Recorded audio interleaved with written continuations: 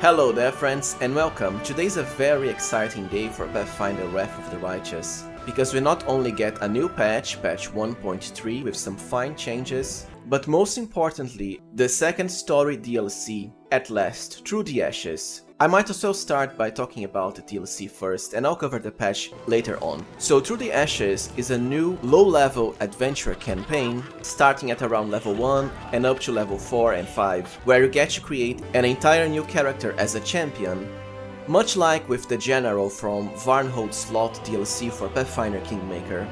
So you won't actually get to play with your main story character, unlike the Inevitable Access DLC, which takes place at the very end of the main campaign. For Through the Ashes, it's a whole new character and a whole new party. Just from the description, it's meant to take place on the burning streets of Kenabres, the first city of the game, when it was still under demonic invasion. I suppose it's a more grounded adventure focused on the common folk. And we do get two new story companions to go along with this DLC. First we have Rikarth, a tiefling and also a former thief. Certainly does fit a tiefling stereotype. And second, a more whimsical companion, Sandri, a light-hearted gnome that, as described by Allcat, has amazing hair and innate magic abilities, means well, but gets easily distracted. A gnome through and through. I don't think we'll actually get to use these characters in the main story, only the Through the Ashes DLC. But I'm sure they'll make an appearance there after you finish this, at least as far as some nice dialogue. Please don't forget to check my upcoming stream where I'll cover the entire Through the Ashes DLC from the beginning to the end, which will come pretty soon after this video. In there I'll also talk about, well, everything related to Through the Ashes as I play through it. For now, I also have a few other nice details and exciting news. All of this information comes from an interview with Alexander Mishulin, who is one of the big bosses there at OCAT Game Studios, the developers of Pathfinder Wrath of the Righteous and Kingmaker. According to Mishulin, unfortunately the new DLC does not add any new classes, archetypes, spells or feats, which is somewhat disappointing in my humble opinion, as I'm pretty sure Varnhold's Lot for Kingmaker did add some new feats at least, like the Bat Wings for the Alchemist class, as a discovery. I suppose they wanted a DLC more focused on the story of the common folk of Kenabres. There also won't be any major connections, but I'm sure there's going to be some references, as you should be able to import your save for some connection in the main story. I do wonder if you're going to get any new items from it in the main story as well. Mishulin also says the Through the Ashes DLC is meant to be around 5 to 7 hours long, and as I said before, you should be able to reach a maximum of level 5, kinda low level indeed. As for more exciting news not related to Through the Ashes, we actually have a date confirmation for the third DLC that will feature an infinite endless dungeon mode, much like the Beneath the Stolen Lands one for Pathfinder Kingmaker, so it is meant to be released somewhere around July. And even better, we also now have confirmations that Pathfinder Wrath of the Righteous will get even more DLCs besides these initial 3, so Inevitable Access, Through the Ashes and the Infinite Dungeon. We are getting even more through the Season Pass number 2 coming later this year. Last but not least, Wrath is also getting an enhanced edition, much like Kingmaker, to be released around fall. Mishulin doesn't really go in depth over what new additions we can expect, but I'm sure they will eventually get to it. I'm certainly very much looking forward to the mentioned additional high-level content for several mythic paths, as one of my pet peeves with Wrath of the Righteous is, well, the endgame is somewhat short in length when compared to the early and mid-game, so the more endgame content the better. Also, the enhanced edition should be free for those that already have the normal version of the game, much like with the Kingmaker Enhanced Edition that came through a free patch. Well, the fun doesn't end there, so now let's talk about the new patch for the game, Update 1.3.0 Key.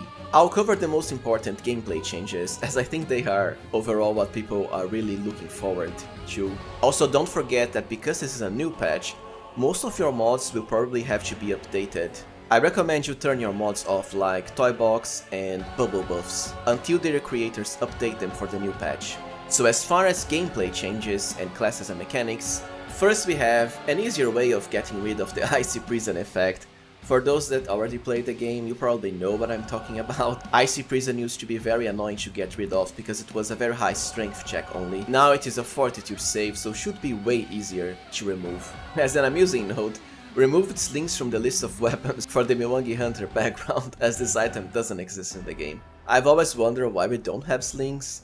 They've always been a pretty common weapon when it comes to the Dungeons and Dragons and Pathfinder games, especially Baldur's Gate, where they were basically your mage weapon. Now this here is probably the most important change of them all. The difficulty class for most mythic abilities now is 10 plus half character level, plus mythic rank plus max ability modifier. This is simply huge. Before it was basically just 10 plus your mythic rank and max ability modifier. Now with the addition of half your character level, that's another up to plus 10 we are adding to your difficulty class. And it can make a massive difference, especially for the higher difficulties. Most importantly on unfair where enemies have higher saving throw. Just look at it, we have 10 base, 10 plus 10, so 20, another plus 10, 30, and then the boost from your max ability modifier, which can become crazy high in a game like Wrath of the Righteous. You are looking at 40 to 50 plus difficulty class for your mythic abilities now. A very much welcome change. Another pretty important change is that the special Trickster Mythic feats cannot be selected anymore through the Loremaster feat selection ability. No more cheesing Trickster feats through Loremaster. This is why I often stayed away from using these feats in my builds, as I was pretty sure they were going to eventually patch it out. It never made much sense to me that a prestige class could somehow get access to special mythic abilities, specific to a single mythic path. So there you go. Vendors now sell first aid kits to use with the Treat Affliction ability. This is an interesting change as the Treat Affliction ability now requires consumables. Kinda annoying in my opinion, but then again, I never tended to use Treat Affliction much. I would just remove the debuffs from spells and mostly the divine spells, cleric and oracle ones. Anyways, we eventually get so much money that I don't think this is going to matter that much. For another extremely needed and very much welcome addition, we have the Covenant of the Inheritor buff now is permanent, so you won't have to turn it on and again every single time you go to a loading screen. Considering how powerful the Covenant of the Inheritor is, which is a special Crusade relic, I already have a guide for the best ones that you can check, linked to the site here or in the video description. It basically lets your entire party, pets and summons included, bypass demons' resistance to physical damage by making all of their attacks count as cold iron and good. Certainly a must in a demon heavy campaign. And now you just have to turn it on once. Thank Ayomedai. There are also supposed to be some nice increases to performance by optimization of some visual effects. I haven't really tested this yet, but if it's anything like the last patch, they've really been working on improving the performance of the game, which is great as well. Last but not least, the Promise of Power ability, which is granted by the Crusade relic Stevania's Ring, now actually truly only costs a free action to activate. Just like the item description states, before it used to be a standard action, which is a bummer because, you know, standard actions have casting times and they are limited. Free actions, on the other hand, are instantly activated and unlimited per round. And this item is one of the best in the game because it can make all of your character's damage, no matter the party member, into force, and no enemy in the game resists force damage. Alright everyone, so this was it for my patch 1.3 and the Through the Ashes DLC video. Like I said before, please be sure to check out my upcoming entire playthrough streaming for Through the Ashes. As always, don't forget to like, subscribe and even consider becoming a channel member to support it if you can. Thank you for watching and see you next time, friends.